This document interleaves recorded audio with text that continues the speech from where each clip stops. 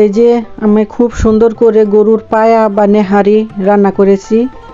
খুব সুন্দর হয়েছে, কিন্তু খেতে কিন্তু খুব মজা হয়েছে, তাই একটু শেয়ার করা। এই যে দেখেন অনেক বড় বড় পাওগুলো আসছিল ইতালিতে, অনেক বড় বড় পাও। মানে এগুলো আমি ভালোভাবে পরিষ্কার করে তারপরে এই যে রান্না করছি। খুব মজা হয়েছে রান্নাটা। তো দেখতে থাকুন, রেসিপিটা শেয়ার করছি। কার কাছে কেমন লেগেছে কমেন্টে জানাবেন। ভালো লাগলে লাইক কমেন্ট শেয়ার করবেন। ইউটিউব চ্যানেলটা সবাই সাবস্ক্রাইব করে দিবেন। এই যে আসসালামু আলাইকুম, আপনারা সবাই কেমন আছেন? আল্লাহর রহমতে আমরা ভালো আছি।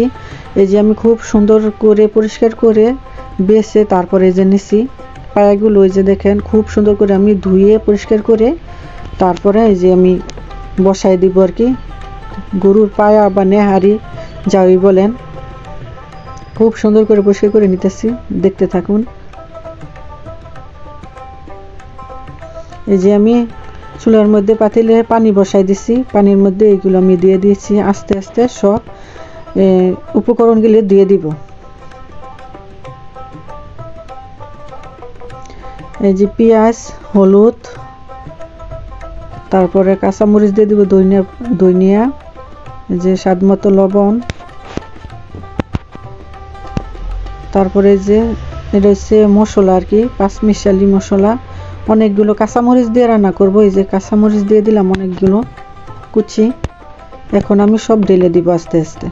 এই যে আমি ঢেলে দিয়েছি আস্তে আস্তে। মানে এটা মনে করেন যে 2 দিন পর্যন্ত আমার জাল দিতে হবে। 2 দিন পর্যন্ত রান্না করলে তারপরে গিয়ে যে আদা রসুন দিতেছি, মনে ছিল না, এখন আমি আদা রসুন পেস্ট দিয়ে দিলাম। এখন আমি 2 দিন পর্যন্ত মনে করেন এটা জাল দিয়ে তারপরে রান্না করব। তো দেখতে থাকুন।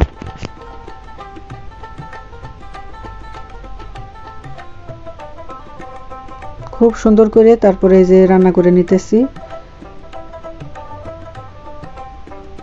আস্তে আস্তে, সুন্দর করে যে রান্না করে নিতেছি। গরুর নেহারি বা পায়া যাই বলেন, কিন্তু খেতে কিন্তু খুবই লোভনীয় হয়েছিল। এই যে আমার রান্না কিন্তু প্রায় কমপ্লিট। একদিন তো হয়ে গেল, তারপরে পরের দিন আবার এই যে জাল দিতেছি। জাল দিয়ে মানে এখন আমি দিব, ফোড়ন দিব আর কি, পেঁয়াজ রসুন এইগুলো দিয়ে ফোড়ন দিব।